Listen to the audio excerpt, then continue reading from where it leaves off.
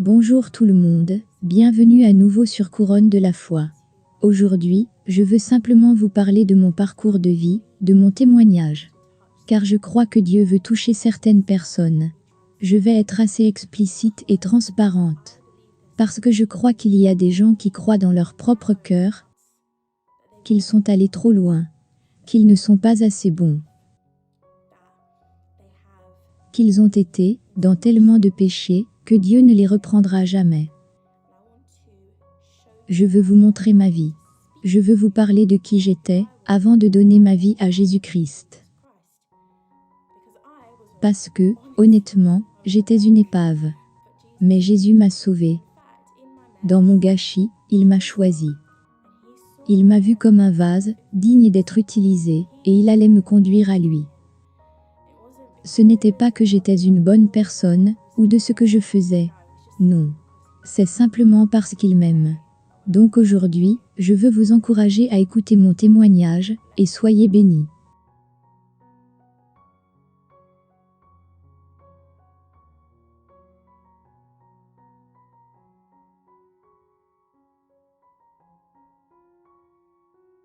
Il y avait beaucoup d'opposition contre moi, juste pour trouver mon identité.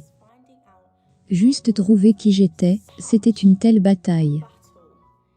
En fait, je suis allée dans une église catholique quand j'étais plus jeune, et je me souviens être allée voir le prêtre et lui avoir demandé « Aidez-moi un peu sur le livre de la Genèse. Qui suis-je? Et d'où je viens? Comment Dieu a-t-il créé le monde ?» Même le prêtre m'a dit que la Genèse n'est pas réelle. Alors si la Bible n'est pas réelle, si la parole de Dieu contient des mensonges, pourquoi vais-je modeler ma vie sur elle? Pourquoi vais-je la suivre? Quel est l'intérêt de vivre après une demi-vérité? C'était ma perception et ma compréhension. J'ai donc grandi en essayant de trouver mon identité dans les médiums, en cherchant dans les horoscopes.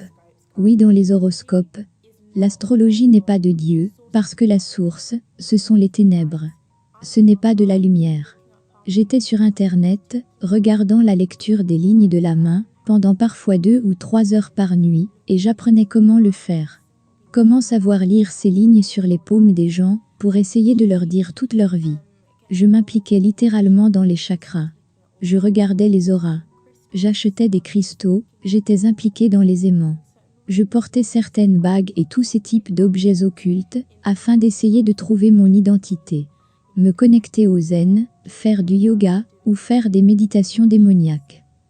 Et oui, j'ai fait certains types de yoga, et ils nous demandaient de respirer un esprit particulier. Tâtant dans le démoniaque, afin de trouver qui j'étais.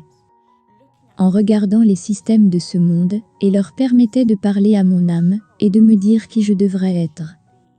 Et c'est ce qui a continué à se produire jour après jour, jour après jour. Les compliments des gens étaient ma validation. Avoir les numéros, obtenir les numéros des mecs était mon désir. Et me faisait sentir que j'étais désirable. Par les vêtements que je portais, les choses dont je me parais, plutôt que de me parer de la foi, était ce que je regardais pour obtenir ma validation. Alors je portais des vêtements révélateurs, parce que je ne sentais pas que mon visage était assez bien. Alors je révélais mes seins, révélais des parties de mon corps, afin d'obtenir plus d'attention de la part des mecs. Parce que je n'avais pas l'impression d'être assez jolie, ou assez bien. Je me souviens que je me détestais tellement que je pleurais jusqu'à m'endormir, tous les jours. Parce que je détestais mon visage, mes traits, qui j'étais. Je pleurais, et personne ne le voyait. Les gens ne voyaient que le sourire que je présentais à l'extérieur. Ma plus grande aspiration à l'âge de 16 ans était de perdre ma virginité. Parce que tout le monde la perdait. Mon désir était de fumer de l'herbe, des cigarettes, de boire et de me saouler, pour pouvoir prendre des photos et les mettre en ligne, pour obtenir une validation, construire ma popularité, et par nombreux cercles sociaux, les gens allaient regarder ma vie et diront « Je veux juste être comme elle ». Tout était une question d'auto-glorification, par opposition à la glorification de Dieu. J'étais à la recherche d'attention. J'ai décidé que, oui, je vais sortir avec les filles, Les embrasser ou faire n'importe quoi devant les mecs, parce que ça me donnerait plus d'attention, plus de validation.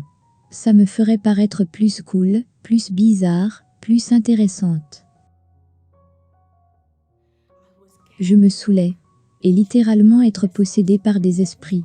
Chaque fois que je me saoulais, je sentais des démons, littéralement à travers mes mains, cherchant qui gifler, cherchant qui griffer. J'avais un gars que je cherchais constamment, chaque fois que j'étais ivre, pour le gifler au visage. C'était presque comme si son nom était sur ma main. Et je le cherchais. J'ai presque embouteillé une fille à une fête une fois. J'avais une attitude terrible. J'étais tellement grossière. Les médisances, les ragots, étaient toujours sur mes lèvres. C'était ma raison de vivre. Si je voyais mes amis, on restait assise, pendant des heures à parler des gens, dans leur dos.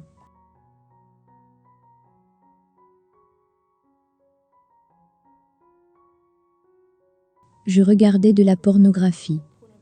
J'avais un esprit pornographique, oui. J'avais un esprit pornographique qui pouvait littéralement regarder un individu et l'imaginer nu. Je regardais les gens dans la rue et je m'imaginais en train de faire l'amour avec eux. J'ai regardé des documentaires qui me disaient que la masturbation était une bonne chose. Je disais aux gens qu'ils devraient se masturber. Je continuais ainsi. Et lisais le Cosmopolitain, le Kama Sutra, tous ces genres de choses pour apprendre. J'ai appris ce que sexe c'était. Dans des films, j'enregistrais des extraits. Regardais dans Cosmo et des magazines sur le sexe qui m'ont appris ce que c'est que d'être une femme ou de connaître ton corps ou à propos de l'orgasme, à propos de ceci cela. Mais il n'y avait aucune compréhension que le sexe était une adoration qui était sacrée pour Dieu. À la fin, pour moi le sexe était vu comme étant sale. Le sexe était vu comme intérieurement violent, à cause des livres et même des romans que j'avais lus. Parce que j'ai lu des livres très graphiques, des livres sur le sexe, avec un contenu hautement sexuel, pour m'exciter. Donc c'était une chose que je lisais et j'apprenais. Et je me disais, ok c'est donc à ça que le sexe doit ressembler. C'est censé être agressif, c'est censé être dominateur, c'est censé être vraiment violent. Mais cela n'est pas le plan de Dieu que cela soit ainsi. Et même dans mes relations. Mon Dieu, j'étais complètement et totalement manipulée par les hommes. Parce que mon corps, ma personne, qui j'étais, tout était sacrifié sur l'autel des opinions des gens. Si tu fais ça, tu vas te découvrir. C'est comme donner tes perles au pourceau, comme le dit la Bible. Parce que ces gens allaient piétiner tout. Ce gars avec qui j'étais ne voulait faire de moi sa petite amie que si je couchais avec lui.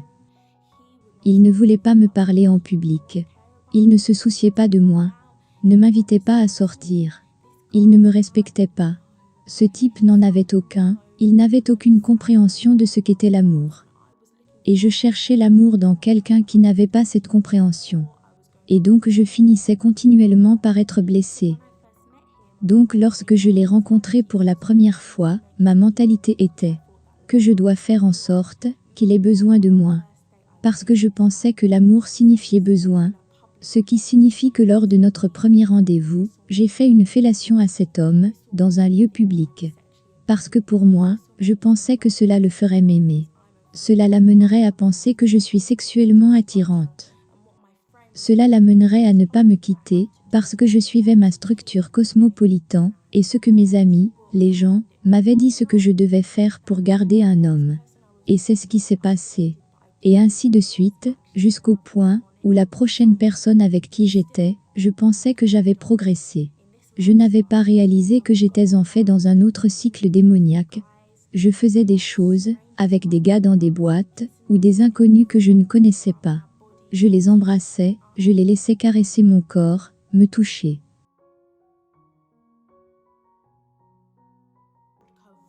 Je buvais de la vodka, je me vomissais dessus, puis je buvais à nouveau. Je me rappelle avoir été juste une nuisance. Je me rappelle d'avoir vécu une vie où je supposais, et je pensais, que si je faisais toutes ces choses, je serais tellement intéressante que les gens me verraient et allaient penser, cette fille doit être mon amie. En fait, je me regardais et je me disais, qui suis-je? Mais je réalise qu'un voile recouvrait mes yeux. Je réalise que la Bible parle de ceux qui périssent dans le monde. Comment le Dieu de ce monde nous a aveuglés. Et malgré le fait qu'il y avait qu'il y avait toutes ces absurdités qui se passaient, j'étais aveuglée, donc je ne pouvais pas voir. Et le mensonge que vous croyez de vos ennemis, que vous mangez, croyant que c'est un beau festin. Mais ensuite vous réalisez, quand vous venez à la table du Seigneur, que vous étiez en fait en train de manger des miettes, pendant tout ce temps.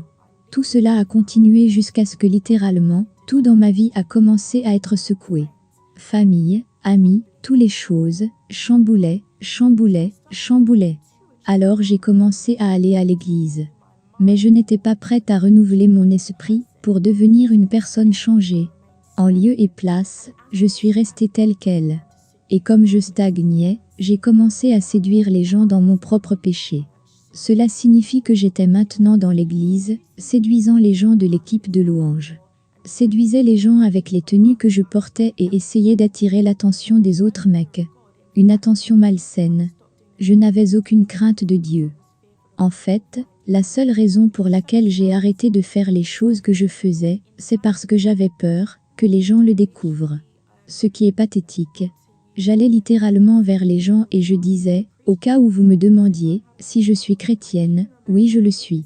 Je me souviens même avoir témoigné devant des gens. C'était le comble de tout ça. Parce que j'avais besoin moi-même d'être sauvée. Mais cela ne faisait que montrer à quel point j'étais vide. Et comment l'ennemi se moquait de moi, parce qu'il m'entraînait en même temps vers l'enfer. Et ce n'est qu'à la fin de ma première année d'université, à la fin de cette première année. Je pense qu'il y a de cela 3 ou 4 ans. Il y a 3 ans et demi, j'ai donné ma vie à Jésus-Christ. Oh mon Dieu, c'était comme si un voile s'était déchiré. Et c'était pendant une saison où quelqu'un avait suggéré que nous fassions tous un jeûne. J'ai donné ma vie au Seigneur Jésus-Christ, et je n'ai plus jamais regardé en arrière. Je l'ai dit ce jour-là dans la cuisine, quand j'étais avec mes amis. Je ne reviendrai plus jamais en arrière. Et je ne l'ai jamais fait. Le lendemain, oh mon Dieu, les gens se demandaient, où est-elle? Pourquoi elle n'était pas au rave party? Pourquoi elle ne se saoule plus? Pourquoi elle n'est pas là? Pourquoi elle n'était pas là-bas? J'étais dans ma chambre, en train de prier. D'apprendre à connaître le Seigneur, apprendre à être la lumière, apprendre à bâtir ma compréhension de qui était Dieu. Donc Dieu travaillait en moi jour après jour. Je lisais la parole, je priais, j'intercédais, je jeûnais. Les forteresses étaient brisées. La confiance était construite, l'intimité et l'identité étaient scellées à l'intérieur de mon cœur, et j'apprenais qui était le Seigneur. Et au milieu de toutes ces choses, la guérison prenait place. Tout ce que j'avais fait dans le passé, le Seigneur m'a pardonné pour toutes ces choses. Le Seigneur a dit, je vais t'utiliser ma fille. Je me souviens très clairement, quand j'ai entendu le Seigneur me parler. Il m'a parlé, dans mon oreille droite, et c'était si fort. Ce n'était pas une voix audible, mais c'était si fort, que ça aurait pu l'être. Et il a dit qu'il allait m'utiliser comme son porte-parole, et m'envoyer dans les nations, pour prêcher la parole de Dieu. Et je me suis dit, moi, une misérable comme moi? Qui en fait était là, faisant du hotboxing dans la voiture des gens? Qui giflait les gens au visage, qui se faufilait dans les boîtes? Moi qui faisais la photocopie de mon passeport, modifiais la date de naissance sur mon passeport, pour pouvoir me faufiler dans les boîtes, et qui le faisait pour d'autres personnes, à l'âge de 17 ans. Moi qui étais une misérable? Moi qui ne te connaissais pas? Moi qui aimais utiliser ton nom en vain? Moi qui étais accrochée à obtenir la validation venant d'autres personnes? Moi qui me masturbais? Qui avait un esprit lascif pornographique, dont l'histoire entière a été façonnée autour du péché en continu, perpétuel? Tous ces genres de choses? Dieu, tu me choisis? Tu me choisis? Tu me choisis maintenant. Depuis ce jour où tu m'as vu, même dans ce gâchis, tu m'as vu à ce moment-là, tu as dit, je vais l'utiliser. Je vais faire briller ma lumière sur elle, et je vais l'utiliser pour aller de l'avant, pour déclarer ma parole. C'est ça l'amour. Et Dieu m'a donné cette liberté, ce salut. Il m'a donné ce précieux don de son esprit. Il m'a scellé avec sa filiation. Le fait est que nous n'avons pas le temps d'être tièdes. Nous sommes dans leurs derniers jours. Nous sommes à la fin des temps. Dieu nous regarde, vous et moi, et dit, « J'ai un but que je veux que vous accomplissez. » Je n'ai jamais pensé que j'irais dans des services hospitaliers, prêcher, et faire des appels à l'hôtel, et voir tout le service de l'hôpital venir à Jésus-Christ. Je n'ai jamais pensé que je parlerais aux gens dans la rue, que je prêcherais en plein air, et que je verrais des gens venir à la connaissance de Jésus. Vous savez quoi? Dieu m'a vu, car il est au final notre Créateur. Il voit la fin depuis le début. Et il a vu qu'il pouvait m'utiliser. Et il peut aussi vous utiliser. Alors je veux vous encourager aujourd'hui, si vous ne connaissez pas le Seigneur. Je veux que vous lui donniez votre vie, et plus encore, plus que je ne pourrais jamais le vouloir. Jésus veut que vous lui donniez votre vie. Il pleure pour vous, parce que même si ces choses peuvent vous donner de la joie, vous faire planer temporairement, laissez-moi vous dire que c'est Jésus qui vous offre le salut. C'est Jésus qui vous purifie de vos péchés, et vous rend juste. Vous pouvez faire de bonnes choses pour vous sentir mieux, mais cela ne vous rendra pas juste. Jésus-Christ est mort à la croix. Son sang a été versé. Il est allé au tombeau, est ressuscité après 3 jours, est monté au ciel, et est assis à la droite du Père. Et il est mort pour nous, afin de nous réconcilier avec le Père. C'était un agneau sans tache, le seul qui puisse nous réconcilier. L'intercesseur que nous avons, qui est venu pour nous unir au Père. Il est le seul. Je veux vous encourager aujourd'hui, si vous voulez faire de Jésus-Christ, votre Seigneur et votre Sauveur. Il vaut mieux le faire maintenant, que le faire plus tard. J'avais l'habitude d'être comme ça. Laissez-moi vivre jusqu'à mes 50 ans, jusqu'à mes 60 ans. Mais laissez-moi vous dire quelque chose, demain n'est pas promis. Si vous voulez donner votre vie à Jésus-Christ aujourd'hui, je veux vous encourager à le faire. La Bible dit, si tu confesses de ta bouche, et si tu crois dans ton cœur que Jésus est Seigneur, tu seras sauvé. Père, au nom de Jésus, répétez après moi. Père, au nom de Jésus, je crois que tu es mon Seigneur, et mon Sauveur. Je confesse que tu es le seul vrai Dieu. Je crois que tu es mort pour moi, sur la croix. Je crois que tu es ressuscité après 3 jours. Je te confesse mes péchés. Et je reçois le pardon. Dès maintenant, Esprit Saint, viens à l'intérieur de moi, et fais ta maison, maintenant, Seigneur. Je t'aime. Écris mon nom dans le livre de la vie. Dieu vous bénisse pour avoir regardé, je suis si heureuse que vous l'ayez fait, si vous êtes toujours à regarder.